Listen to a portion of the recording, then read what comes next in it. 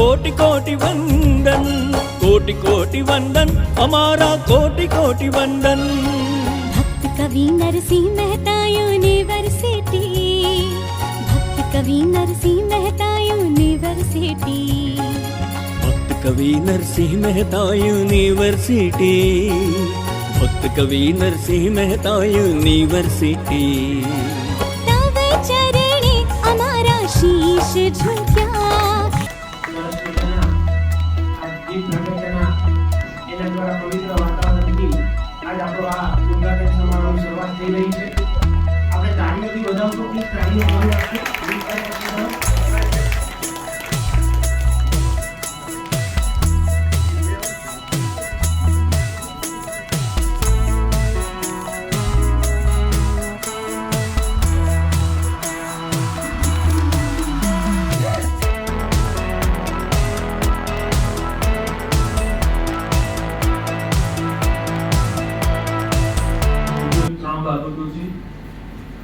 એનઈપીમાં આપણી teaching skill એ ICT related હોય ખૂબ જરૂરી છે, કારણ કે આજનો જમાનો છે એ આઈસીટીનો છે, ટેકનોલોજીનો છે, એઆઈનો છે, એટલે એનો ઉપયોગ કરીને આપણે teaching skill how can we sharpen our teaching skill, teaching pedagogy, એટલે એના માટે કરીને આપણે વાત કરવાની છે. મારો સાહેબ વાત કરશે. પવિત્ર વાતાવરણ બાદ હવે આપણી પરંપરા મુજબ ડેશ ઉપર વિરાજમાન સ્વાગત દરમિયાન તાળીઓ ચાલુ રાખજો. ટ્રસ્ટના પ્રમુખ શ્રી સૌજીભાઈ મેનપરાનું સ્વાગત કરવા માટે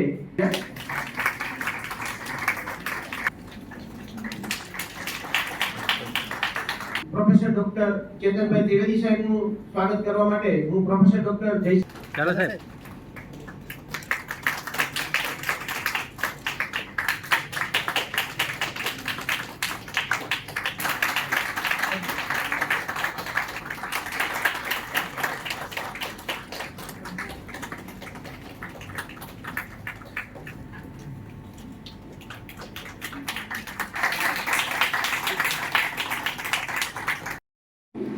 પ્રવચન જે 5 મિનિટ આપી હતી તે વ્યવસ્થાને ધ્યાનમાં રાખી બંને મહાનુભાવો વિનય અને દિનેશભાઈનો બંનેનો આભાર માનું છું કે આપણા સંસ્થા વતી દિનેશભાઈ પર પાછા બે છે. દિનેશ રડાણિયા સાહેબ ટ્રસ્ટી પણ આપણા છે, આચાર્ય પણ છે અને ટ્રસ્ટી પણ છે. એમનો પણ હું સ્વાગત કરું છું. આજે એક સ્પીકર તરીકે દિલીપસિંહ બારડ સાહેબ પણ આવ્યા છે, મારી ગામ બાજુના છે, અને એ પણ મોટું પ્રદાન. જેમ કોડીનાર વિશે લોકોને કોડીનાર વિશેની બ્રાન્ડ જુદી હતી, અમને લોકો ગાજાપટ્ટી કહેતા હતા, પણ ત્યાંથી આવા માણસો પર નીકળે, આઈપીએસ પર નીકળે છે, આઈએસ પર નીકળે છે, એટલે અમે હવે એને ગૌરવ સાથે એનું નામ પણ તમારી સમક્ષ લઈએ છીએ. એવા દિલીપસિંહભાઈ, બીજા આપણા ટ્રસ્ટી અને આ કેમ્પસના ઇન્ચાર્જ એવા મનસુખભાઈ. મંચ ઉપર ઘણા બધા મહાનુભાવો છે, શેખ સાહેબથી લઈ અને બધા જ છે સુધીના આચાર્ય પણ ઘણા બધા આવ્યા છે. અહીંની સંસ્થાના જે આ આખી જવાબદારીનું દાયિત્વ નિભાવે છે એવા અમારા ઇકોનોમિક્સના કાંધિયા સાહેબ. આમ હરારકી છે, જો બલરામભાઈ हमारा जेठवा साहब છે, લગભગ આમ માનો તો 500 કિલોમીટર તો અંતર કાપીને ઓલું પક્ષી આવે ને શિયાળ દેશમાં, એમ એનું ગામ પણ અહીંની આજુબાજુનું જ છે અમારું. તો એવા જેઠવા સાહેબ બોમ્બના મેમ્બર પણ છે, હેડ પણ છે, અને ગોવિંદ ગુરુ યુનિવર્સિટીમાં બહુ મોટું પ્રદાન એ ભાષા સાહિત્યની અંદર એ કરી રહ્યા છે. એની બાજુમાં મિત્રા સાહેબ પણ વેસાણ કોલેજમાંથી પધાર્યા છે. મારા 3 અધ્યક્ષ એક જંબુબેન પર વિરાજમાન છે, અમારા દીનાબેન છે, અનુપમભાઈ છે, અંદર પણ ઘણા બધા લોકો એ વિરાજમાન છે. તો એ બધાનું હું સ્વાગત કરું છું. સરકારી કોલેજના મારા આચાર્ય સ્મિતાબેન પણ આવ્યા છે, તો વેરાવળથી છે, તો એમનો પણ હું આજે સ્વાગત કરું છું. અમારા પ્રમોદસિંહ, કારણ કે અમારે બે સાથેનો 35 વર્ષનો નાતો છે એમના ફાધર સાથેનો, એ પણ આજે પધાર્યા છે એટલે બધાને જોઉં તો મને મારા જ લાગે છે. વર્ષો પહેલા પણ આ યુનિવર્સિટી સાથે 2014 થી 18 હું એકદમ સંઘર્ષિત હતો અને ધીરે ધીરે પાર્શિયલી તમને છૂટા કર્યા. પેલું પાર્ટીશન થાય ને એમ, તો સેપરેશનની અંદર આ 4 જિલ્લાઓ છે એ પહેલા સૌરાષ્ટ્ર યુનિવર્સિટીના હતા અને ફરી પાછું એ જ ભાગનું દાયિત્વ નિભાવવાનું મારે ભાગે આવ્યું છે. હમણાં જ નવા પ્રિન્સિપાલ થયા એવા મારા વિદ્યાર્થી જીગરભાઈ રાવલ, જીગરભાઈ પણ આવ્યા છે. ચંદ્રવાડિયા સાહેબ, એને જે વિષાદ યોગ થાય છે, મને વિષાદ યોગ કોનું નામ આમાં હું રહી જશે એનો પણ મને નાનો મોટો અંદરથી સંકોચ થાય છે. પણ હું આપ સૌને મારા બધા જ મિત્રો માનું છું અને જ્યારે આજે આ એક દાયિત્વ નિભાવવાનું કામ મારું છે અને એમાં આમ તો આવતીકાલે PhD ની એન્ટ્રાન્સ ટેસ્ટ છે કે પહેલી વખત 250 ઉપરની સીટ સાથે ભક્તકવિ નરસિંહ મહેતા યુનિવર્સિટી એક ગુજરાતને નાનો એવો અરીસો, અમારું પ્રતિબિંબ નાનું તમે જો તો આ યુનિવર્સિટી ધારે તો મોટી યુનિવર્સિટીને પણ એક માર્ગદર્શક લીડ કરતી યુનિવર્સિટી, હું એમ નથી કહેતો કે આપણી બહુ મોટી યુનિવર્સિટી થઈ ગઈ, પણ આપણે નાના પણ નથી. એ પણ સિંહનું બચ્ચું નાનું જંગલમાં રખડતું હોય ને કોઈ મોટા લોકો એની આજુબાજુ ફરતા નથી અને કોઈ ફરકે તો એ નીકળી ગયા પછી નાનું મોટું કામ કરે, એટલે એની બહુ ચિંતા તમારે કરવી જોઈએ નહીં. તો એવા માહોલની અંદર જ્યારે તમે બધા અહીંયા આવ્યા છો, આ વ્યવસ્થા સરકાર સાથે પણ અમે ચર્ચા કરી રહ્યા છે. સરકારની ગાઈડલાઈન પણ છે કે કોને ઓનર્સ દેવું, ઇન્ટર્નશિપ કેવી રીતે ઇમ્પ્લિમેન્ટ કરવી. વાસ્તવમાં રડાણીયા સાહેબે કીધી વાત બહુ સાચી છે કે ભૂતકાળની અંદર 2010માં જ્યારે આખું ભારત CBCS એ મોડલને લઈને આપણે ઉત્સુક હતા અને ત્યારે આ કુલપતિએ અમને કીધું ઉડી ન દો કે સાહેબ એની કોસ્ટ 3D માં કરી નાખવું છે અને અમે 3D માં કોઈ રસ્તો હતો નહીં. જ્યારે તમારા ઉપલા અધિકારી એમ કે કરી જ નાખો કે એની કોર્સ, પછી અધ્યાપક છે એ તો ભારતનો અધ્યાપક છે, આના જેટલો હોશિયાર કોઈ અધ્યાપક નથી. વિશ્વની અંદર બધા છે એ સ્વીકાર લે કે આ નહીં થાય અમારાથી, પણ ભારતનો અધ્યાપક દરેક પરિસ્થિતિમાં એનો સામનો કરે છે, સંઘર્ષ કરે છે અને બે ફાળિયા બને. આપ ભી રાજી, હમ ભી રાજી. અમુકનો વર્કલોડ અડધો થઈ ગયો. 45 સેશન આપણે લેતા હતા, 30-32 સેશન એ પૂરું કરવા માંડ્યા. એટલે ઠંડુ લાગે છે. પછી એમાં જે કંઈ નાખો એ એની રિસેપ્ટિવિટી વધી જાય છે.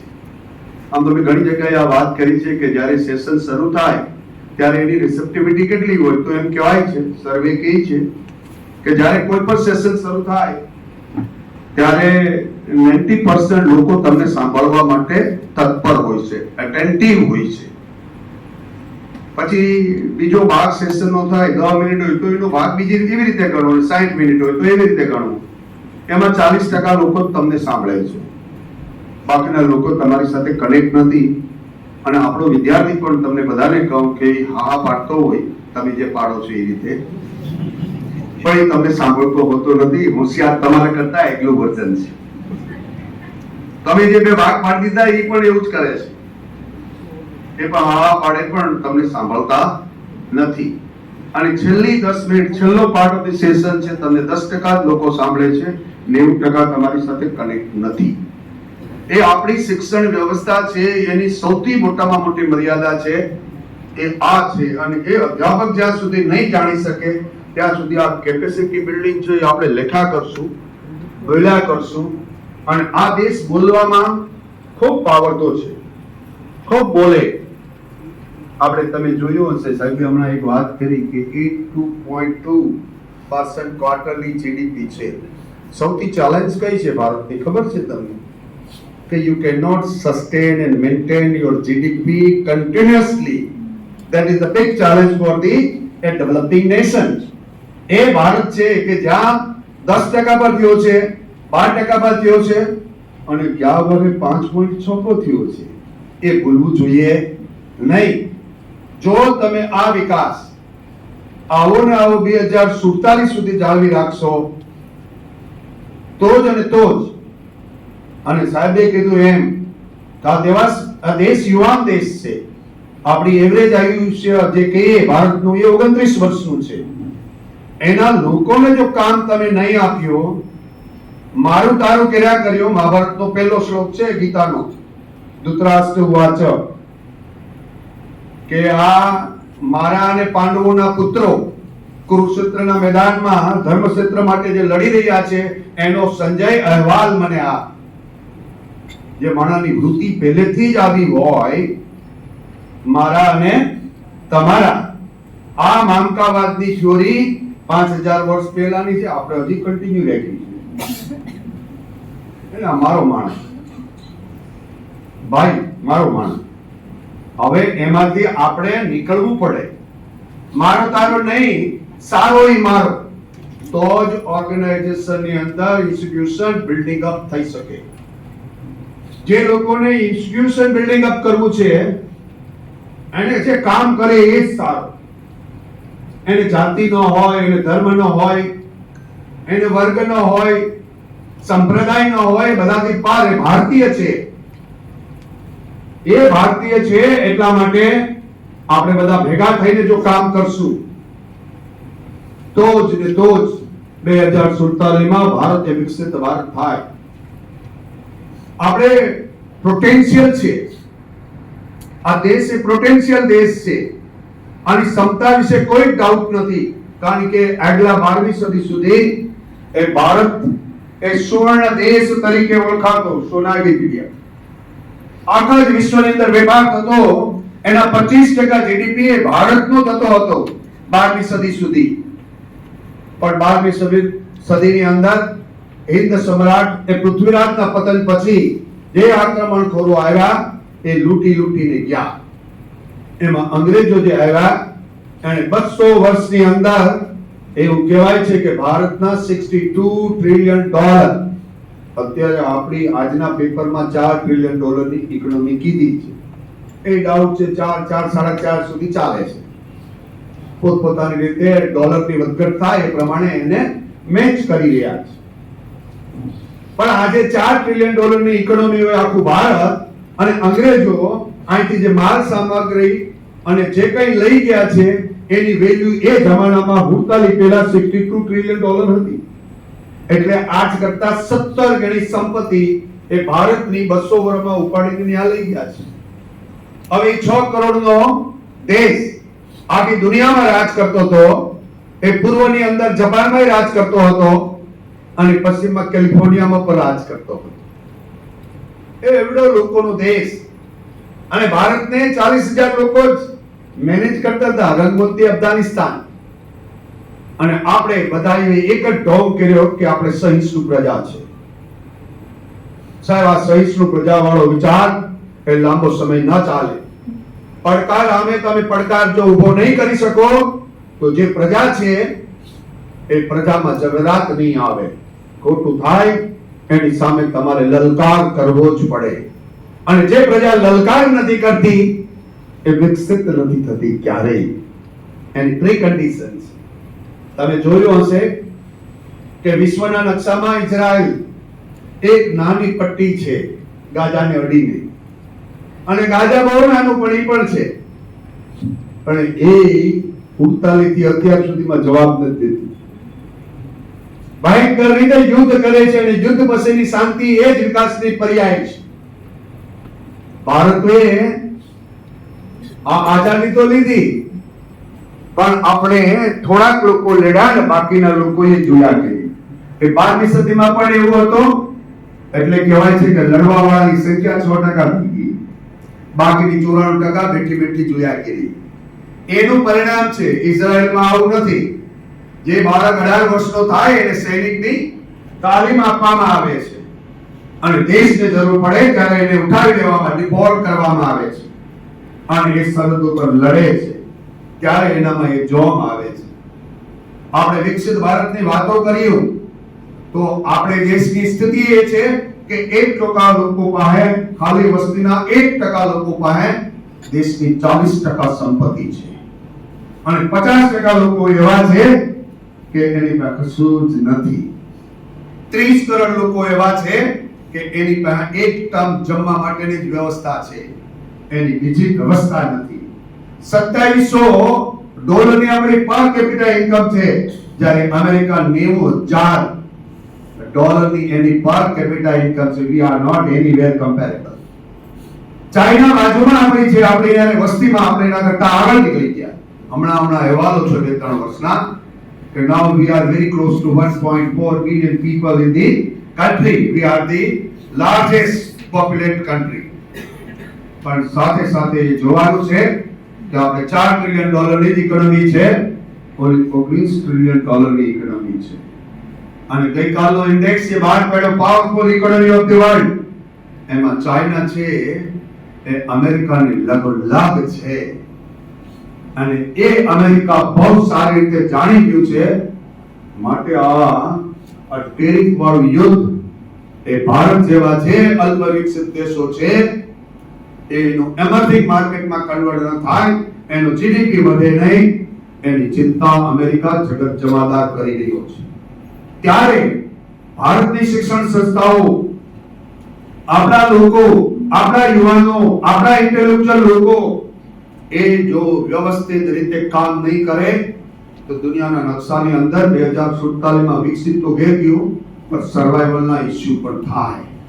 એની ચિંતા પણ આપણે આજે, અને ચિંતા કોણ કરે?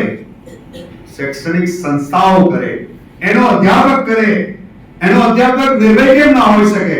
એ વાત કેમ ન કરી શકે? એ વ્યવસ્થા આપણે તોડી દીધી છે. 75 વર્ષના સમયગાળાની અંદર આપણે એકબીજા કોઈ વાત વિરોધ નહીં કરે, ત્યારે ખોટી એની સામે વાત કરે તો એને વિરોધમાં ખપાવી દેવામાં આવે છે. એ તો અમે એવો જ છે. આ વ્યવસ્થામાંથી એનો સ્વીકાર, જે સત્તા ઉપર બેઠેલો માણસ એનો સ્વીકાર નહીં કરે, વિકસિત ભારતનું સપનું ન થઈ શકે. સાહેબ, ત્યાં બધાનો સ્વીકાર હોય, સાથે લઈને ચાલવું પડે, સારો એને લઈને આગળ વધવું પડે, બીજાને અપલિફ્ટ કરવો પડે, એને સાથે દોડાવવું પડે, એને સાઈડમાં હાસ્યમાં ખસેડવાની જે વ્યવસ્થા છે એ ન હોવી જોઈએ. તો જ તમે કેપેસિટી બિલ્ડિંગ આ દેશનું કરી શકો. અને એ કરવું હોય તો હાયર એજ્યુકેશન ઇન્સ્ટિટ્યુશનને બિલ્ડિંગ અપ કરવું પડે. તમને ખબર હશે કે 1960 ની અંદર ડોક્ટર વિક્રમ સારાભાઈ, હોમી જાગીર બાબા, આ લોકોએ રિસર્ચ ઇન્સ્ટિટ્યૂટ દેશમાં ઉભા થાય એ માટે વ્યવસ્થાઓ ઊભી કરી. PLR ઊભું કર્યું, ઇન્ડિયન ઇન્સ્ટિટ્યૂટ ઓફ મેનેજમેન્ટ કર્યું, અને માણસ ક્યાંથી લઈ આવ્યા? રવિ મથાઈને અમેરિકામાંથી લઈ આવ્યા કે તું આવ ને એનો ડાયરેક્ટર બન. હવે તો એમાં આપણે ગોઠવણ કરીએ છીએ. પછી શું થાય? 150 યુનિવર્સિટી વર્લ્ડની બેસ્ટ ડિક્લેર થાય, એમાં એક પણ આપણું નામ ન આવે, અને આપણે 4 કરોડ 32 લાખ લોકોને હાયર એજ્યુકેશન આપી રહ્યા છે. તમારા જેવા 16 લાખ અધ્યાપકો કામ કરી રહ્યા છે, અને 62 યુનિવર્સિટીમાં આપણે ઇન્ટેલેક્ચ્યુઅલ પેદા કરી રહ્યા છે. શું કરી રહ્યા છે એ તમને મને ખબર છે. આપણે એમાંથી જો મુક્ત નહીં થાય તો કેપેસિટી બિલ્ડિંગ અને નાના આવા સમીકરણો એ વેસ્ટર્ન પાર્ટ ઓફ વર્લ્ડ માંથી આપણા ઉપર ઠોક્યા કરશે, અને આપણે એમાં કાંઈ સુધાર નહીં કરીએ. જો એ નહીં કરશું તો ઇન્ટેન્સિવ એ જશે, 4 ક્રેડિટ લઈ લેશે, એના માર્ક મુકાઈ જશે, પ્રિન્સિપાલ રાજી થઈને બધા માર્ક આપશે. કોઈ એકાદ બે કડક પ્રિન્સિપાલ હોય, બાકી એ સ્ટાન્ડર્ડ એરર ગણવું જોઈએ. પણ શું રિસર્ચની ભાષામાં સ્ટાન્ડર્ડ એરર 5% લોકો એવા નીકળે કે એ પ્રમાણિકતાથી કામ કરે, બાકીના 95% એ એકદમ વ્યવસ્થા પ્રેક્ટિસ જે જૂની છે એમાં ચાલે. મને લાગે કે એમાંથી ખરેખર વાસ્તવમાં internship એટલે what they have learned in the theory in the classroom, how it is used in the practice, એ તરફ એને લઈ જવા માટેનો આ એક પ્રયાસ છે. એટલે એને જાગૃત થાય. તમે જોજો કે તમે ગ્રેજ્યુએટ થયા હશો, તમને બેંકના વ્યવહાર નહીં આવડતા હોય. હું તો માસ્ટર કર્યો તો એ મને ચેક લખતા આવ્યો માંડ. કોમર્સનો માણા, મેનેજમેન્ટનો માણા, જે થિયરી જાણું કેમ લખાય, બેરર કોને કહેવાય, એ બધું જાણું, તો મેં કોઈ લખ્યો નહીં. પ્રેક્ટિસ જ્યાં સુધી નહીં આવે ત્યાં સુધી કોઈ અર્થ નથી. અને ગીતા તો કહે છે કે ભાષણ દેવા વાળા અને મોટા મોટા વચનો બોલવા વાળા લોકોની હારમાળા આ દેશમાં ઓછી નથી. વોટ્સઅપમાં તમે દરરોજ જોવો છો ને, અને આપણે વાંચીએ છીએ કે નહીં, વાત તો સાચી છે, પણ મારે આચરણ કરવું નથી. દુર્યોધન જેવું છે કે હું ધર્મ જાણું છું પણ મારાથી પાલન થતો નથી, એ અસ્વીકાર છે. અને એટલા માટે કહું, તમે તમારા મિત્ર છો ને તમે તમારા શત્રુ છો. તમારો ઉદ્ધાર તમે જાતે કરી શકો એમ છો, એમાં કોઈ તમારે બીજાને તમે દોષારોપણ ન કરી શકો. શાસ્ત્ર આ કહે છે, અધ્યાય 6 ની અંદર તમે 5મો 6થો શ્લોક વાંચો તો એ એમ જ કહે છે કે તમે તમારા મિત્ર છો ને તમે તમારા શત્રુ છો. તમારે ગુરુ માનો તો શ્રદ્ધા તો હોવી જોઈએ ને, તમે ભગવાન માનો તો એમાં શ્રદ્ધા તો હોવી જોઈએ ને. જેને શ્રદ્ધા નથી, ગુરુ માનતો શિક્ષકો આગળ કાંઈ, અને શ્રદ્ધા વગરનો માણસ એ ગમે કાંઈથી હું વાક્ય બોલું પણ હું આચરણ નહીં કરું, એનો પ્રભાવ લોકો ઉપર નહીં પડે. જો રાજનેતાઓનો પ્રભાવ ઓછો થવાનો, ગાંધી, સરદાર, આંબેડકર, આ લોકો મોરારજી દેસાઈ સુધીના એ બોલતા એનો પ્રભાવ રહ્યા, જેમની ઉપર પ્રભાવ હતો. આજે આપણા કોઈ પર રાજકીય નેતા આવે ને કે બોલે તો આપણી દિશા હોય બોલવાનું થાય એટલે બોલે છે, કઈ ફરક નથી. એકાદ બે જણા જે બોર્ડર લાઈનમાં હોય થોડા મૂવ થાય, બાકી તો આપણું પેચ વર્ક છે એ જ હાલશે. પણ જ્યારે અધ્યાપક પણ એ કરવા માંડી ગયો ત્યારે આપણા પતનનું કારણ ગણાય, એટલે આપણે જ આપણા શત્રુ ગણ્યા. તમારી પાસે સામર્થ્ય છે, તમારી પાસે શક્તિ પણ છે, અને તમે બધાને કોઓર્ડિનેટ કરી શકો એમ છો, તમે એને કરતા નથી, એટલે તમે તમારા શત્રુ છો. અને જો એને તમે કોઓર્ડિનેટ કરીને કેપેસિટી બિલ્ડિંગ એ પહેલા પોતાની અંદર કરે અને પછી બીજાને આપે. અને એટલા માટે જ કહેવાય છે કે જે માણસ પોતાનો ઉદ્ધાર ન કરી શકે બીજાનો શું ઉદ્ધાર કરી શકે. પ્રી કન્ડિશન જે પોતાનું રક્ષણ ન કરી શકતો હોય એ બીજાનું રક્ષણ ન કરી શકે, પોતે શીખતો ન હોય. આજે સ્થિતિ કેવી છે ખબર કે સાહેબ, હું કોઈ ઇન્ટરવ્યુમાં 1500 લોકોને પૂછું છું, ઘણી વખત ચેતન આઈને કહું છું, આ બધા યુવાન લોકો છે, ભાવિ પેઢીને દોરવા વાળા માણસો છે, એ ડડાણિયા સાહેબ આ બધા, એને એ કહું કે શિક્ષક વાંચેની કેમ ચાલે? તમે આવજો મારી ગેમ દરરોજ 6 થી 8, મારે જે જવાનું હોય તે, પણ હું દરરોજ વાંચ્યા વગર ક્યારેય જતો નથી. હું ગીતા વાંચ્યા વગર ક્યારેય જતો નથી. હું પૂજા પાઠ કર્યા વગર ક્યારેય ઓફિસ નથી જતો. હું યોગ કર્યા વગર ક્યારેય નથી જતો. અને છેલ્લે સાંજે વોક કર્યા વગર ઘરે પાછો ક્યારેય નથી આવતો. એક માણસ બધું જ કરી શકે એવી ક્ષમતા તમારામાં છે, તમે એને અંડર યુટિલાઇઝ કરી રહ્યા છો. હું તમને કહું, બધાને કહું છું, બધા જ કરી શકે એવી સ્થિતિ છે. એટલે કેપેસિટી બિલ્ડિંગ કોઈ બહારથી આવીને શેખ સાહેબ કહી જાય અને તમારામાં ઉતરી જાય, તમારામાં આ એઆઈ એવું કીધું છે ખરું. આજનો આર્ટિકલ બહુ સારો છે, ક્યાંક મેં વાંચ્યો. પેલા આભાર ભાસ ઉભો કરતા અને એની કલ્પનાઓ કરતા, હવે એઆઈ એવા દુનિયાની કલ્પના કરી રહી છે કે તમને જેવી સંવેદના જોઈએ એવો વિચાર આવે, એવું બટન દબાવો એટલે એવા જ વિચારો સામેથી આવ્યા લાગે. એ પહેલા તો સાયકોલોજીનો વિષય હતો, હવે એઆઈ એ જનરલાઇઝ કરી દીધો છે. અને એ સ્ટિમ્યુલેશન એવું કહી રહ્યું છે કે દુનિયામાં તમારી પાસે ક્ષમતા છે એના કરતા સ્ટિમ્યુલેશન વર્લ્ડ છે, એનું પાવર એ મનુષ્ય કરતા વધી જશે.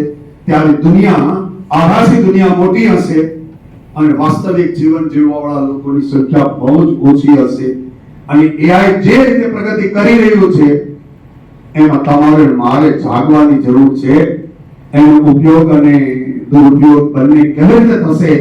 એક પછી એવું કરશે કે તમે ઘરની બહાર નીકળો તો તમને નીકળવાય નહીં દે. એઆઈ એમ કહે છે કે તારા ઉપર એટલા ભય છે. જે અત્યારે એ ડિજિટલ અરેસ્ટની જે દુનિયા ઊભી થઈ છે એવી જ દુનિયા એ સ્ટિમ્યુલેશન વર્લ્ડની ઊભી થશે. અને ત્યારે હું બોલું તો મને પાછળથી કંઈક મારું બ્રેનની અંદર કહેશે કે ડોન્ટ સ્પીક લાઈક ધીસ, એ મને ના પાડશે. અત્યારે જે મને આઝાદી છે, મુક્તતા છે, કદાચ ત્યારે મને એ બંધન હશે. અને એ હું બોલી રહ્યો છું એ પણ હું બોલી નહીં શકે, મારી જીભને ચોટાડી દે અને હું મારે પાછો ત્યાં જાઉં તો જ ખુલે, અહીંયા આવું તો પાછી બંધ થઈ જાય. તો આવી કલ્પના સાથે દુનિયા આગળ વધી રહી છે ત્યારે શિક્ષક અંધારામાં બેસી ન રહે. સવારે ઉઠે, થોડોક નાસ્તો કરીને જઈ આવે, ઢીબા ઢોળ એવી જ રીતે જે વર્ષોથી કરતો આવતો હોય એવો જ. સવારે ઉઠ્યો ત્યારે કોઈ નવો વિચાર નહીં અને વાંચ્યા વગરનો સીધો ક્લાસમાં જાય. કાલ હું ભણાવી છું. હવે આમાં કેપેસિટી બિલ્ડિંગ કરવાનું છે સાહેબ. આ બધા અધ્યાપકો આજે બધા મારા મિત્રો છે, એટલે ખુલ્લા મને હું વાત કરી શકું છું. એમાંથી ઘણા બધા મર્યાદાઓ મને પણ લાગુ પડે છે. એ મર્યાદાને ઓળંગી જાય, એના ઉપર સવાર થઈ જાય ત્યારે અમારા ઇકોનોમિક્સમાં બે રેખા આવતી છે. એક આવકની રેખા અને એક પોપ્યુલેશનની રેખા. જો આવકની રેખા ઉપર પોપ્યુલેશનની રેખા સવાર થઈ જાય તો એ દેશ માટે વસ્તી છે જવાબદારી થાય છે, અને જો એની ઉપર પોપ્યુલેશન ગ્રોથ રેટ ની ઉપર મારો ઇકોનોમિક ગ્રોથ રેટ સવાર થઈ જાય તો એ એસેટ થઈ જાય છે. દુનિયાના દેશો, નાના દેશો, એની તમે વિકસિત માત્રા જો ઇઝરાયલ ક્યારનો લડી રહ્યો છે, બધા દેશો ક્યારેય પીછેહટ કરતો છતાં પણ એ ડેવલપ નેશન ગણાય છે. અને આપણે 5000 વર્ષમાં એકય આક્રમણ નથી કર્યું. કેટલા વર્ષમાં? પાછા એને આપણે ગૌરવ ગણીએ છીએ. સાહેબ હું તો એવું માનું છું કે દુશ્મનો એને કાઢી નાખવું પડે, એમાં તમે એ ન કરી શકો, એને તમે બચાવી રાખો તો એ તમારું ગળું કાપે જ. કમ સે કમ એને કઈ રીતે સ્વીકાર નહીં કરશો ને તો તમને ખબર તો પડશે કે મારો દુશ્મન છે, એટલે એના માટે નહીં કે જ્યારે તમારા પર હુમલો કરશે તે તમે જાગૃત હશો. એટલે આ વાત છે, પડકાર સામે પડકાર, એ જ રક્ષણની નીતિ છે. અને એટલા માટે હું કહું છું કે આપણો વિદ્યાર્થી જો તમે તૈયાર નહીં કરો, બધી રીતે તૈયાર કરવો જોઈએ, હોલિસ્ટિક એનો ડેવલપમેન્ટ થવું જોઈએ. એ ધાર્મિક હોય, એમ તમે માનો છો કે અમેરિકા ધાર્મિક નથી? આપણા કરતા બધું પૂજા પાઠની જાય છે, રેગ્યુલર જાય છે. ક્યાં ઇસ્લામિક કન્ટ્રી કોઈ ધાર્મિક નથી? એ આપણા કરતા કટ્ટરવાદી ધાર્મિક છે. આપણે તો સહિષ્ણુ બહુ છે, બધાનો સ્વીકાર કરીએ છીએ. હવે ગુનાને પણ તો સ્વીકાર કરો, એ તો આપણી મૂળ વિચારધારા છે, વસુદેવ કુટુંબકમની. આપણે બધાનું સારું સ્વીકારીએ, પણ આપણું જતું કરીને નહીં. આપણી જે મૂળભૂત છે, એટલે ગાંધીજી પણ કહે છે કે પોતાનો સ્વધર્મ ભલે કઠિન લાગતો હોય તો પણ એનો સ્વીકાર કરવો જોઈએ, અને પરધર્મ ગમે તો સહેલો લાગતો હોય તો પણ એનો સ્વીકાર ન કરવો જોઈએ. અને ગીતાનો મૂળ સંદેશ આ છે અર્જુનને, તારો સ્વધર્મ શું? એ તું જો તો કે હું ભિક્ષા માંગીને મારું ભરણ પોષણ કરે. ક્ષત્રિયના દીકરા તરીકે ભિક્ષા માંગવી એ તારું કામ નથી. તારે તો યુદ્ધ એ જ કલ્યાણ, અને યુદ્ધમાં તું હારી જાય તો સ્વર્ગ મળશે, અને જીતી જાય તો પૃથ્વી પતિ જાય. બે હાથમાં લાડુ છે. તો જે ક્ષત્રિય વૃત્તિ છે, ક્ષત્રિય જન્મજાત હોતા નથી, એ પણ આપણી એક વિટંબણા છે. આપણે એને માની લીધું છે. ક્ષત્રિય કોણ હોય કે એના ગુણ અને કર્મ એ બે ઠીક હોય ક્ષત્રિય જેવા, એ બધા ક્ષત્રિય. એકલા જન્મજાત ન હોઈ શકે. તેથી યુદ્ધ મેદાનની અંદર બે સૈનિકની જે આખી એક યુદ્ધની તૈયારી હતી, તો 11 અને 7 11 અને 9 એવી યુદ્ધ સેનાઓ ત્યાં હતી, એમાં બધા જ હતા. એવું નહીં માનવું જોઈએ. એટલા માટે કહો કે આપણે આપણા વિદ્યાર્થીને એના ગુણ, સદગુણ અને એનું કર્મ ઠીક થાય, એની સાથે સ્કિલ અપડેવલપમેન્ટ થાય, એને એક્સપોઝર મળે, અને ખરેખર એની કેપેસિટી બિલ્ડિંગ એની અંદર થાય. એના માટે પોતાની અંદર કેપેસિટી બિલ્ડિંગ કરવી જોઈએ. નવો દરરોજ વિચાર આવવો જોઈએ. જેને નવો વિચાર નથી આવતો એને શિક્ષક નહીં રહેવું જોઈએ. એમ કહેવું જોઈએ કે આપણે વેતન ભોગી શિક્ષક છે, ખાઈએ પીએ છે ને મજા કરીએ છીએ. એવામાંથી જો બહાર નહીં આવે તો વિકસિત ભારતનું સપનું છે અને એને બી છે, એ બંનેનું એ ખાલી વ્યવસ્થા થશે, આઉટકમ નહીં આવે. તો આપ સૌને આજે આ કેપેસિટી બિલ્ડિંગ પ્રોગ્રામની અંદર પીએમ ઉષાનો છે. આ પ્રોગ્રામ 12 કરોડ 20 કરોડ રૂપિયા ગુજરાતની આમ તો કુલ 6 યુનિવર્સિટીને આપ્યો. આપણી યુનિવર્સિટીને ભક્ત કવિ નરસિંહ મહેતા યુનિવર્સિટીને એ વખતના કુલપતિ ચેતનભાઈ ત્રિવેદીએ પ્રયાસ કર્યો, અને 20 કરોડ રૂપિયા અહીંયા આપવામાં આવ્યા. 20 કરોડમાંથી 12 કરોડ રૂપિયા બિલ્ડિંગ ઇન્ફ્રાસ્ટ્રક્ચર માટે આપવામાં આવ્યા અને 8 કરોડ છે રિસર્ચ અને ટ્રેનિંગ ના આપ્યા. એના ભાગરૂપે 8 કરોડના ભાગરૂપે આજે આ પ્રોગ્રામ થઈ રહ્યો છે પીએમ ઉષાનો અને એમાં કેપેસિટી બિલ્ડિંગ એક સાથે આપણી 246 કોલેજના આચાર્ય અને એના કોઓર્ડિનેટર આજે અહીં આવ્યા છે. એને મળવાનો મને અવકાશ આપ્યો. તમે મને નિરાતે સાંભળ્યો. આમાંથી તમને જેટલું ફીટ હોય એટલું લેવું, ન હોય એટલું કાઢી નાખવું, પણ જેટલું ફીટ હોય એટલું લેવું જરૂરી છે. અને આપણો ગુરુ કોણ? આપણે જ આપણા ગુરુ છે. તમે ગુરુની શોધમાં બીજે ન જાઓ, બીજે શ્રદ્ધા ન હોય તો એકલવ્યની જેમ તમે તમારા ગુરુ છો, તમે તમારા મિત્ર છો, તમે તમારા શત્રુ છો. એ મારી આ એટલી વાત કરી અને મારી વાણીને વિરામ આપું છું. ભારત માતા કી જય, વંદે માતરમ. એ પ્રથમ વખત જ આ જે ઇન્ટર્નશીપનો જે કાર્યક્રમ આપણે થઈ રહ્યો છે, બહુ સારો કાર્યક્રમ છે ગવર્મેન્ટનો. એનાથી સ્ટુડન્ટ અને જે તે ઇન્ડસ્ટ્રીયાલિસ્ટ સાથેની ઓળખાણ થાય, સ્ટુડન્ટની એબિલિટીનો ખ્યાલ આવે. એમને ખાલી ઇન્ટર્નશીપ જ નથી, એની જે નિપુણતા છે એ બતાવવાની તક મળશે. એ તક મળશે, એમાંથી ઇન્ડસ્ટ્રીયલિસ્ટોને પણ સિલેક્શનની તક મળશે. એટલે બહુ સારી વાત છે. આવો કાર્યક્રમ હોવો જોઈએ. શરૂઆત સરકારશ્રી દ્વારા કરવામાં આવી છે. સમગ્ર દેશમાં શિક્ષણ નીતિને અનુરૂપ આ નવી શિક્ષણ નીતિને અનુરૂપ આ કાર્યક્રમ છે. એટલે સમગ્ર દેશમાં બધા યુવાનોનો આવતો દસકો આપણો જ છે. કહેવામાં આજે પેપરમાં છે કે $4 ટ્રિલિયન નજીક આપણી ઇકોનોમી પહોંચવા આવી છે અને વર્લ્ડને હાઈએસ્ટ 8.2નો આપણો ગ્રોથ રેટ જીડીપી છે. એટલે આવા પ્રસંગોએ ખાસ તો આપણા જે ટેલેન્ટેડ યુવા છે ને એની જરૂર પડશે. આજે 1 વર્ષને આવતા દસકા સુધી, 10 વર્ષ સુધી એની જરૂર પડશે. એના માટે થઈને યુનિવર્સિટી, આવી સંસ્થાઓ, પ્રોફેસરો, એટલે આપણું બધાનું યોગદાન હશે તો એવું ટેલેન્ટ બહાર આવશે ને એ ટેલેન્ટને આવતા 10 વર્ષમાં ક્યાં ને ક્યાં આપણા દેશને પહોંચાડવાની એને પણ તક મળશે. એના વિકાસની, પોતાના વિકાસની એને તક મળશે. એટલે ખૂબ ખૂબ સારો કાર્યક્રમ છે. આજના કાર્યક્રમમાં તો સાહેબનો ખાસ કાર્ય વિધિના ફ્યુ મિનિટ, 1 મિનિટ ને કે ફ્યુ સેકન્ડ સાહેબ બેઠા નહીં, મને કે એના ટાઈમ મેનેજમેન્ટમાં સાહેબ બહુ માને છે. એટલે આપનો ટાઈમ પણ જાજો નહીં લાવ. આપને બધી આજે બધા સૌનો, મહેમાનોનો સૌનો ખૂબ ખૂબ આભાર. જણાવીને વિનંતી કરીશ કે તેઓ સંક્ષિપ્તમાં પ્રસંગોચિત વક્તવ્ય આપે. જણાવીશ. આવતા દસકાઓ આપણા છે, ભારતના છે. દુનિયાના પટ ઉપર ભારતની ગણતરી યુવાનોના દેશમાં થાય છે કે આપણી પાસે સૌથી વધુ યુવાનો છે. પણ એની સામે એક મેનુ છે કે આપણી પાસે યુવાનો છે, ક્વોન્ટિટી છે પણ ક્વોલિટી નથી. આપણે વારંવાર સાંભળતા આવીએ છીએ અને આપણને, મને ખુદને કોઈ એવું કીધું હોય વડીલોએ કે ભણ્યો પણ ગણ્યો નથી. એટલે આ જે ન્યૂ એજ્યુકેશન પોલિસી છે એમાં આ જે ઇન્ટર્નશીપની વ્યવસ્થા છે એ ભણતરની સાથે ગુણતરની છે. આ દિવસ સુધી એમાંય ખાસ કરીને આર્ટ્સ કોમર્સમાં તો એ પુસ્તક જ્ઞાન મળે, ડિગ્રી મળે, પણ બહારની દુનિયા સાથેનો એનો બહુ સંપર્ક કે એનો અનુભવ નો એની તક ક્યાંય મળતી ન હતી.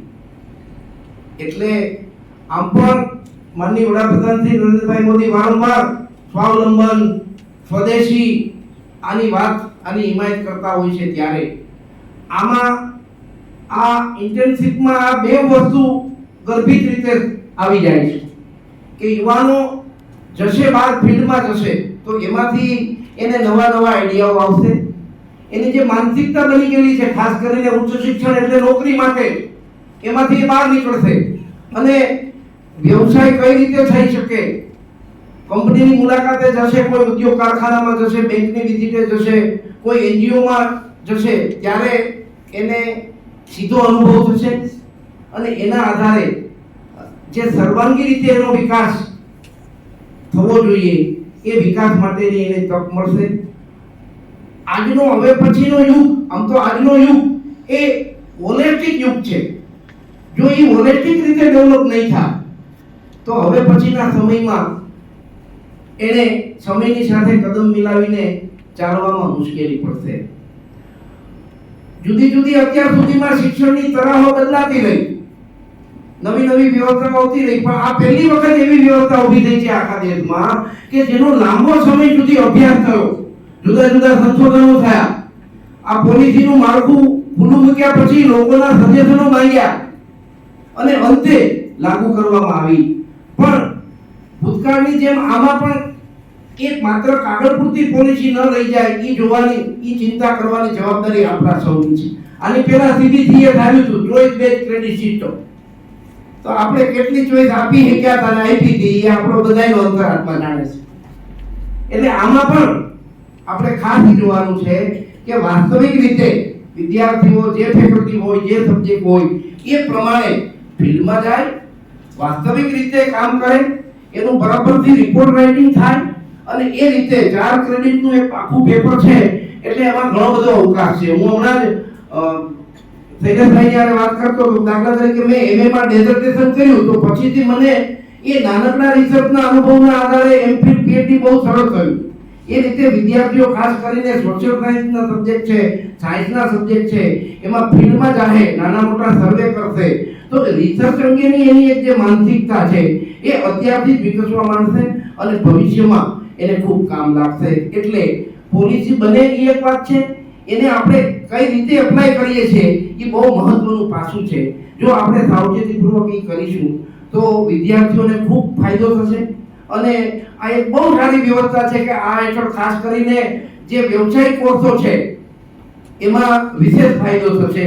એટલે આ રીતે આપણે બધા આજે આ દિવસ દરમિયાનના ટ્રેનિંગ પ્રોગ્રામમાં આ આખા કન્સેપ્ટને બરાબર સમજીએ અને એને આપણે વ્યવહારમાં મૂકીએ એવી અપેક્ષા. ધન્યવાદ. જય સ્વદેશ. આ એક ચેલેન્જિંગ ટાસ્ક છે, ઇન્ટર્નશિપ બધા સ્ટુડન્ટ્સને કરાવી TY 6 સેમેસ્ટર વાળાને, એટલે એ ઈઝી પડે. એટલે એનું ઇમ્પ્લિમેન્ટેશન કરો તો કોઈ તમને પણ તકલીફ ન પડે અને તમને તકલીફ પડે મીન્સ કે અમને તકલીફ પડે યુનિવર્સિટીને. એનું ઇમ્પ્લિમેન્ટેશન છે પ્રોપર રીતના થાય અને એ અમુક એની અંદર ઘણા બધા કન્ફ્યુઝન્સ આવે છે, અમને ક્વેશ્ચન્સ ઘણા બધા ફોન આવે છે. એટલે બધા જ પ્રશ્નો છે એનું આજે ખુલ્લા મને આપણે ડિસ્કસ કરશું. રિસર્ચ એટલે એ કેવી રીતના આપણે ઇમ્પ્લિમેન્ટ કરવાનું છે એની પણ આપણે બપોર પછી વાત કરવાના છીએ. ફરીને હું આપ સર્વેનો હાર્દિક સ્વાગત કરું છું આ પ્રોગ્રામમાં. Thank you very much. વિશેષ રૂપથી કે માનનીય કુલપતિ સાહેબનો કાયમી એવો પ્રયાસ રહ્યો છે કે યુનિવર્સિટી પાસે જે કંઈ પણ માહિતી આવે, ખાસ કરીને હાયર એજ્યુકેશનને લગતી, એ માત્ર યુનિવર્સિટી પૂરતી સીમિત ન રહેતા યુનિવર્સિટી સંલગ્ન તમામ કોલેજના અધ્યાપકો અને વિદ્યાર્થીઓ સુધી પહોંચે એ મહત્વનું છે. એના માટે આ કાર્યક્રમ યોજવાની મંજૂરી આપી એ બદલ એમનો હું આપ સર્વ વતી અને યુનિવર્સિટી પરિવાર વતી વિશેષ રૂપથી આભાર માનું છું. સાથે જ આ રાષ્ટ્રીય શિક્ષણ નીતિ અને PM ઉષા સાહેબે જે વાત કરી એમ એ કાર્યક્રમની શરૂઆત થઈ ત્યારથી આપણી સાથે જોડાયેલા યુનિવર્સિટીના પૂર્વ કુલપતિ શ્રી પ્રોફેસર કેતન ત્રિવેદી સાહેબ પણ આપણી વચ્ચે ઉપસ્થિત છે, ત્યારે એમનો પણ હું વિશેષ રૂપથી આભાર માનું છું. આ સરસ મજાનું કાર્યક્રમનું અહીંયા આયોજન થઈ શકે એ માટે PKM યુનિટના પ્રેસિડેન્ટ સવજીભાઈ મેનપરા સાહેબ માત્ર યુનિટની મંજૂરી નહીં પણ આ કાર્યક્રમમાં પણ આપણી સાથે ઉપસ્થિત રહ્યા છે, એટલા માટે એમનો પણ આભાર માનું છું. સાથે જ બંને દઢાણિયા સાહેબ, આ યુનિટના સર્વે ટ્રસ્ટીગણ મિત્રો, અમારી ભક્ત કવિ નરસિંહ મહેતા યુનિવર્સિટીના બોર્ડ ઓફ મેનેજમેન્ટના સભ્યો, EC મેમ્બરો, તમામ પદાધિકારીઓ, જુદા જુદા વિભાગના અધ્યક્ષશ્રીઓ અને ભક્ત કવિ નરસિંહ મહેતા વિશ્વવિદ્યાલય સાથે જોડાયેલી જુદી જુદી કોલેજના પ્રિન્સિપલશ્રીઓ અને નોડેલ ઓફિસરો અહીંયા ઉપસ્થિત છે. એ સર્વેનો હું હૃદયપૂર્વક આભાર માનું છું. સાથે જ આ કાર્યક્રમને સફળ બનાવવા માટે જે કોઈ પણ લોકોએ પ્રત્યક્ષ કે પરોક્ષ રીતે સહકાર આપ્યો છે એ સર્વેનો આભાર માનું છું. Thank you.